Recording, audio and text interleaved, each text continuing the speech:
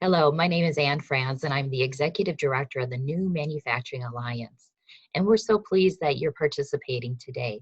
We have some students that are watching this live on October 23rd, and then we have several students that are going to be joining us next week watching the recordings.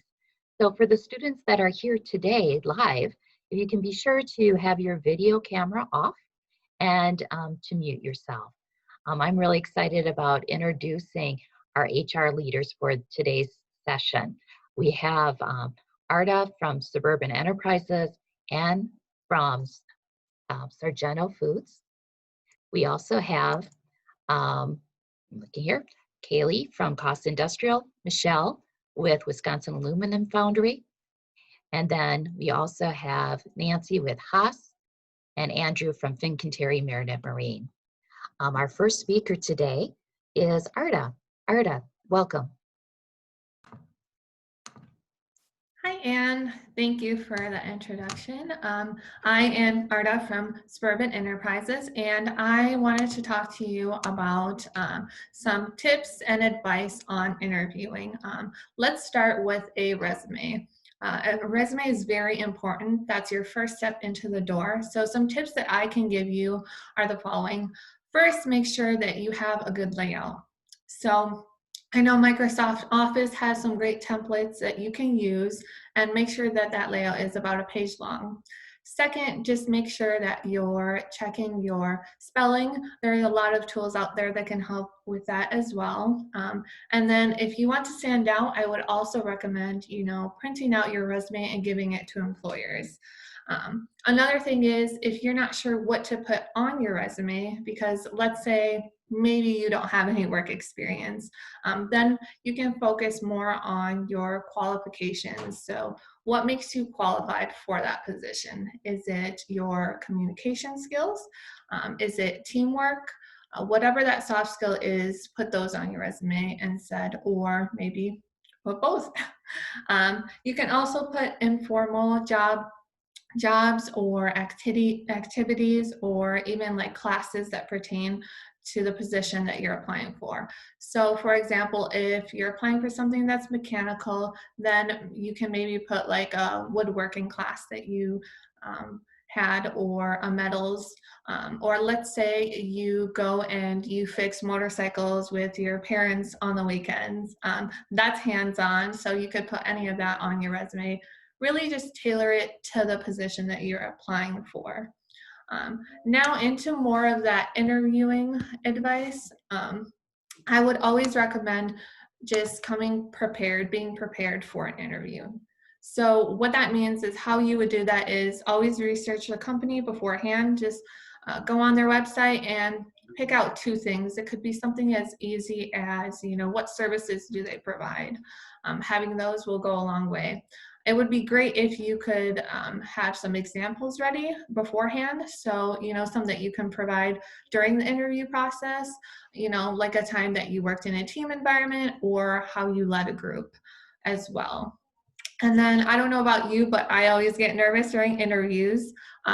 So that's why I like to practice eye contact. And mock interviews are a great way to do that. You could do that in front of your parents, family members, friends, stuffed animals, camera, phone, whatever you have. Try doing that. That would help as well. And then one last thing, during the interview process, if you ever get stuck on a question, something that has helped me in the past is, don't be afraid to take a minute and say something like, "That was a great question. Let me think on that." And then take that minute to really think about what they're asking, come up with a response, and then just, I would say, don't go more than, a minute and a half. Keep it to that. And then there are, in terms of, how do you figure out what you want to do after high school? Well, I would recommend just try classes, find things that maybe are interesting, or try something new. Look into classes or clubs that your school offers.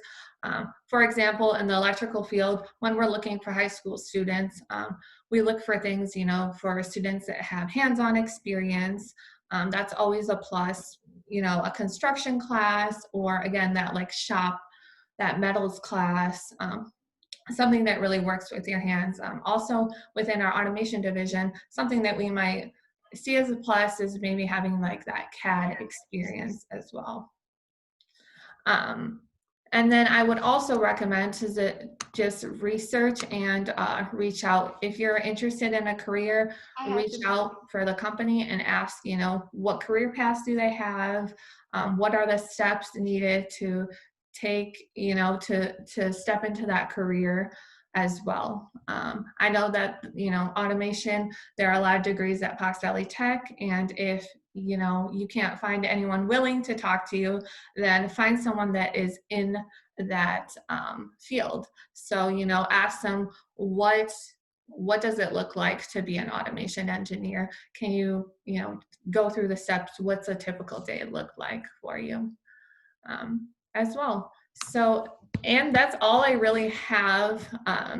Great. Thank you so much. I Yeah. really appreciate that. And I appreciate it. Even if somebody doesn't have a lot of actual job experience, there's so many things you can put on a resume, even volunteering and classes you've taken. So thanks so much, Arda. I appreciate it. Next, we have Ann with Sargento Foods. Good morning, everyone. Great to be with you this morning. And Arta provided you with a great foundation. So I'm going to just build on what she shared. So we're going to start out with your resume, and something different that you could add to your resume is really thinking about your education, your skills, your experiences. When you're going to apply for a job, you're going to see that job posted somewhere, whether it be on a career site for a company or on Indeed or different search engines. So when you take a look at that job ad, it's going to tell you what skills, education, and experiences they're specifically looking for. So it's really important for you to start looking at job ads that you're interested in and realizing what are those education, what skills, what experiences do you need to be qualified, and then start thinking about what can I do now to have those that I need, because these are the jobs that I'm most interested in. So that's something that's very important on your resume, is making sure that you are speaking by sharing the experience, the education, the skills that you have, tailored to what that job description or job ad is looking for. And that'll help you make sure that your resume is showing your qualifications for the position that you're applying for, and help make you stand out to actually hopefully be called for an interview. So the next phase of actually creating that resume that helps you stand out is then hopefully becoming called for an interview.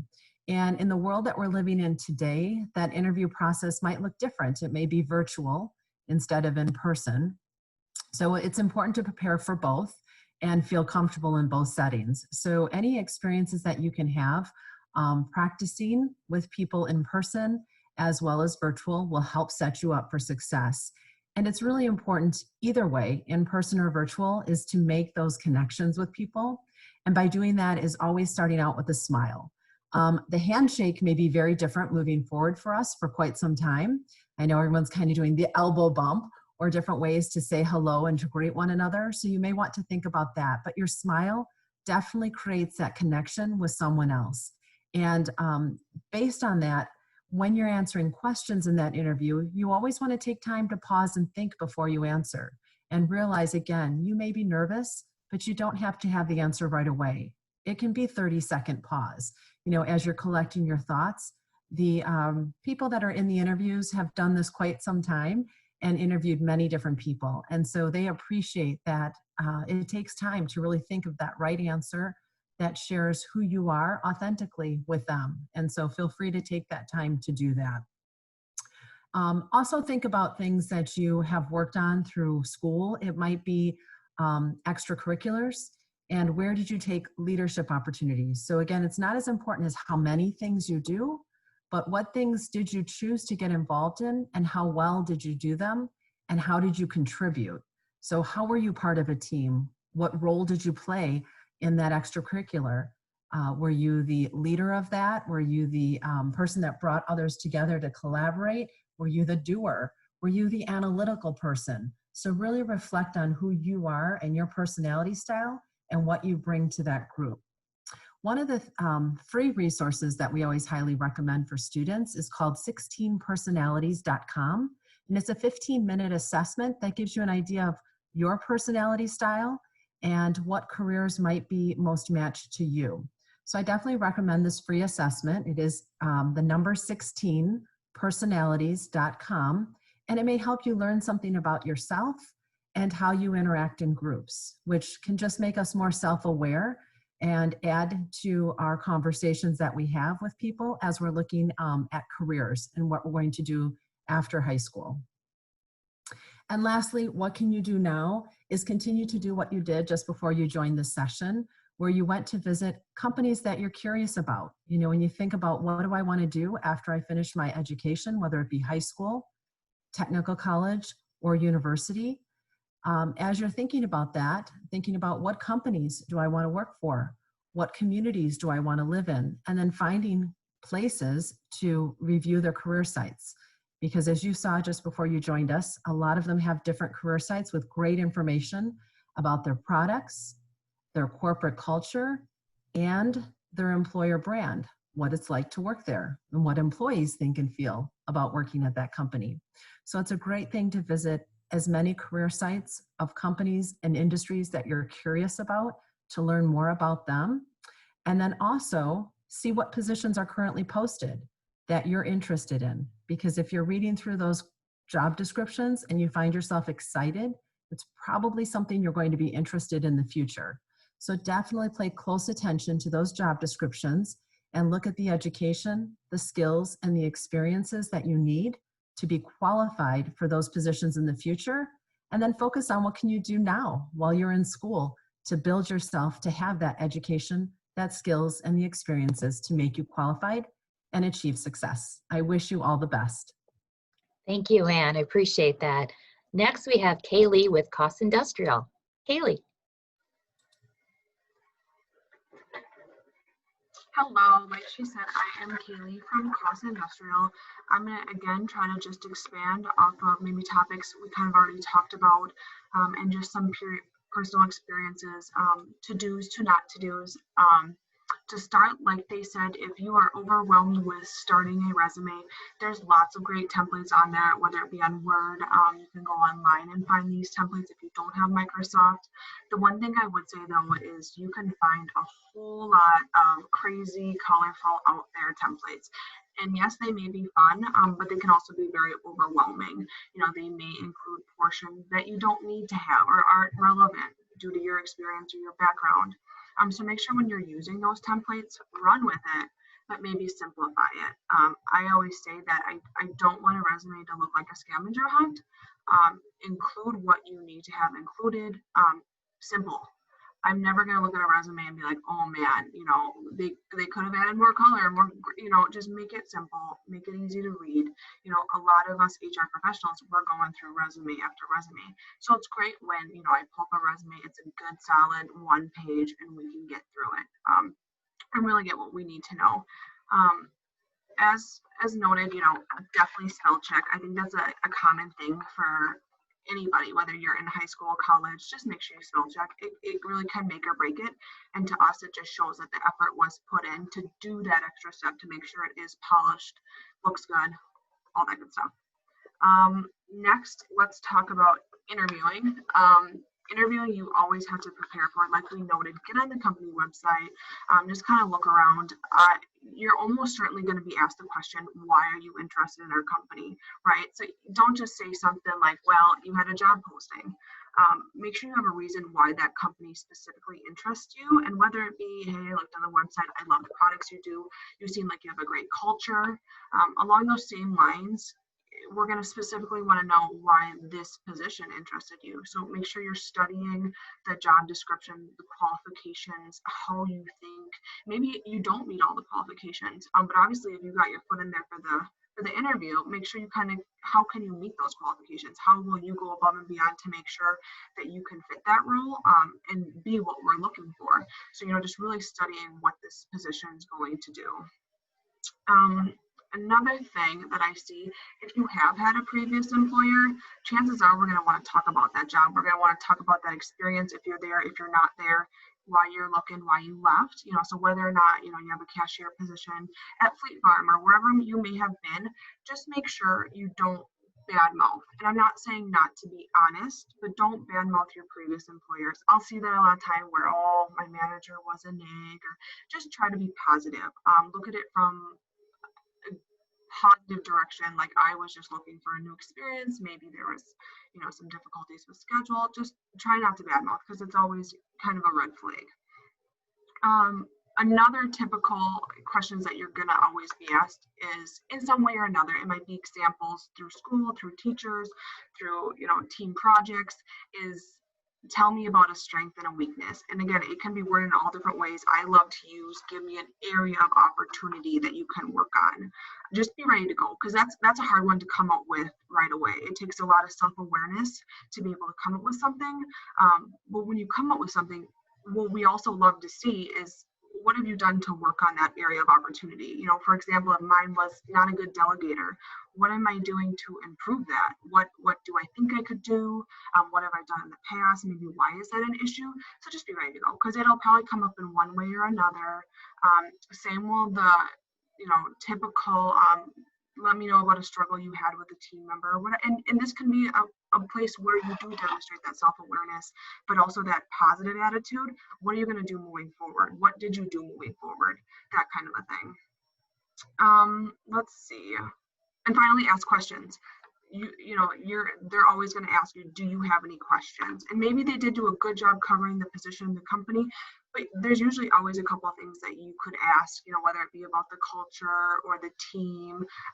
What does feedback look like? What kind of performance reviews? What kind of benefits? Where do you see the company going? There's all kind of good questions that you can ask to show that you are engaged in the company and in this position. And again, they may have done a good job covering things, and maybe you could spin off of some questions they asked you. I love it when people ask me, what do you like about your job? What do you like about working at this company? Because, we're not always prepared for that to answer. So it's good to just, get a good vibe and make sure that you are a good fit and they are a good fit for you. So I'm kind of going to spin off of on the job advice. Once again, always ask questions. If you are new in a position, always ask. It demonstrates that you want to learn, you want to grow. Nothing silly, whether it's directly related to your position, maybe it's company-wide. Finally, just accept constructive feedback. I think that's very important. If a manager is willing to give it, be willing to take it, because it's a difficult conversation, but you can ultimately really grow. Thank you, Kaylee. That was great advice. Next, we have Michelle with Wisconsin Aluminum Foundry. Michelle. Hi, everybody. And it's hard to go this far into the group. Everybody has given such great advice already. One thing I will add as far as resume advice goes is there's a lot of companies out there who use automatic pre-screeners. So you may submit a resume and their automated system is looking for keywords in that resume, and it could get thrown out even though you have great experience and you might be really qualified for that job. So my advice on writing the resume is actually look at the job ad and try to turn your experience and what you've done and use the keywords that are in the job ad, so that those pre-screeners are they're not knocking you out before you even get a chance to talk to somebody. As far as interview advice, I really like Kaylee's advice about asking pertinent questions. When I have people come in and we're interviewing and somebody just right away, I say, well, do you have any questions? And they say, well, what's the pay and what benefits am I going to have? I would prefer to hear something more where somebody's actually researched the company and they're asking, well, where do you see yourself in, how stable is the company, or where do you see the company going in the next 5 years, or things like that, just to show you're engaged with the actual business of what's going on. And then also, one thing that I've had candidates do in the past is actually call the HR department and ask, what are you guys looking for? There's nothing wrong with calling and saying, hey, what are you guys looking for in this position? First of all, it helps you to know, am I going to be a good fit? But then it also will help you to prepare for the interview a little bit better. So if you can get through to the HR department and ask those questions, even on an email, I think that's pretty impressive as well.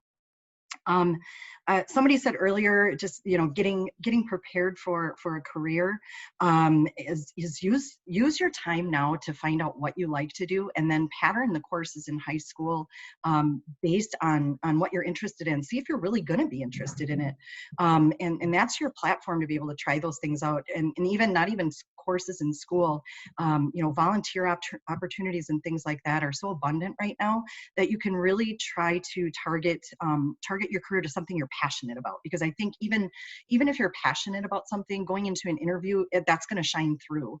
So look for those opportunities to be able to do that. One thing that I would say is also use the job ad to get prepared for your interview. So look at, somebody called out earlier, about how the job ad is going to have skills and qualifications and education and experience in it. And you might say, oh, well, I don't really have that one-to-one. But you can look at that and you could say, you know what, I do have excellent written communication. And then try to come up with examples of that, so that when you're in the interview, they're probably going to ask questions about when did you have an opportunity to provide, written communication, and you'll be able to actually be prepared with some examples of when you were successful at that specific thing. So that's one thing. And then also, through the interview process, remember that it's your opportunity to interview the company. They're not just interviewing you. You have to decide whether you're going to like it working there. And so always ask to visit the work environment. Let me see, what's happening in that work area. See if it fits my style and my personality. To give an example, we have a department here, engineering department, who they're in a secluded room, and it's very quiet in there. And if we're looking to hire new people, we take them in there and say, this is the work environment. They work very quiet, their heads down. Some people are not going to like that. They might opt out of it, and you might not like that. So then keep looking, and that's your opportunity to kind of test that platform out as well. And then, also talking about getting ready for what's beyond high school. Not everybody, and I have a college degree. A lot of people have college degrees, but you don't need that. And if you saw in our Foundry environment and the videos that were shown earlier today with all the different jobs in our Foundry, some of these, the starting wage, they make anywhere from $18 to $30 an hour out there, which is a great living. And the majority of them have never gone to school. They don't have any schooling beyond high school. So you think about like a plumber, they don't go to school, they don't go to college, but they can make $50 an hour. So, really don't shortchange the fact that, if you like to work with your hands and you like to do those things, there's a lot of opportunity out there for that without having to have all the student loans and things like that come with it. So those are just a couple tidbits from me. Great. Thank you so much, Michelle. That's a great advice. You don't necessarily have to go to a 4-year or 2-year college to have a great career. Next, we have Nancy with Haas. Nancy.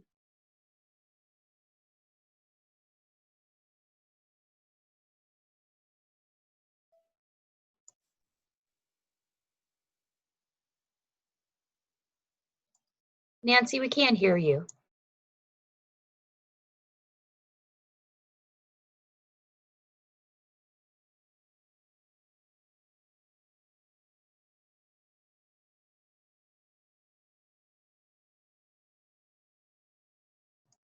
Unfortunately, we can't hear you. Maybe we'll go on to Andrew, and then we'll come back to you to see if we can get your speaker working. Andrew from Fincantieri Marinette Marine. Thank you, Ann, and good morning, everyone. A lot of great information already from everyone. Again, I'm just going to expand on a couple items and maybe just sort of kind of some repeats that to go over with you here. So first, talking about the resume. A lot of good information shared, but some of this is the basic stuff. I reviewed a resume the other day that didn't have any contact information, so make sure you're having your name, your phone number, your email address. If you have your LinkedIn profile, having the URL on there. If you're submitting a resume to a company, you don't have that contact information there, it's very difficult for us to get in contact with you. So always make sure that that information is accurate and up to date. And then with the keywords, I know we talked about that a little bit already. I think it'd be helpful for if you know the direction you want to go with your career, if you're taking classes, for example, if you're looking at something like AutoCAD, if you're like going into like engineering or like a technician position, if you have that experience with your schooling, searching for jobs by that way will also help you when you're trying to find an opportunity, as well as when folks are looking for your resumes. So putting those that you have that experience and searching for jobs that way will be very helpful for you. Getting into some more interview advice, cannot stress enough that researching the company is super important. It goes a long way if you're able to speak about not only about the company, but researching their goals, their values, and being able to speak to that and relate that back to your experiences. It goes a very long way. And getting into some of the interview questions that you may ask, there's those standard questions about tell me about yourself or why you're interested in the company or the position.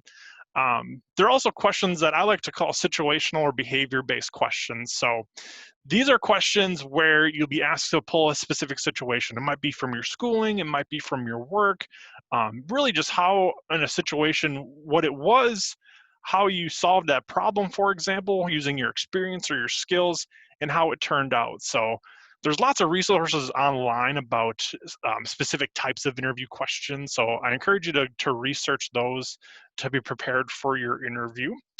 Also, when you do go to the in-person interview, making a great first impression is super important. So treating everyone with respect, I think, from everyone that you meet. It could be the security guard, it could be the front desk staff, the interviewers, the hiring managers. It's always important to be respectful and have a positive attitude with everyone involved in that process. A lot of times, hiring managers will get feedback from not only those that interviewed, but anyone that you interacted with during the process. So it's really important to have that a great first impression and treating everyone with respect. And following up about asking questions after the interview, it's okay to ask about what the next steps are, what the timeline might be. Also, if you want to get contact information from someone, if you want to send them a thank you note, it can go a long way as well. Getting to more, I would say, big picture items, what I like to call more philosophy and how you think and approach your career. I like to always think about as a career, not as a job, right? So you will get more fulfillment as you go on in the job market with doing something you enjoy. You want to be excited. You want to take initiative, learn new skills to not only benefit your company, but benefit yourself and doing something that you enjoy. Also, I like to call this having an entrepreneurial mindset. So I like to think of my career, think of my job as my own small business. So you want to study processes and systems and not only think about goals in the short term, but think about long-term goals for yourself and your company. Again, thinking of your career as a business. So, and lastly, what I like to call transformational thinking. So learning new technology and new tools. Things are changing every day when it comes to technology. So being up to date with evolving technology, keeping up with new techniques.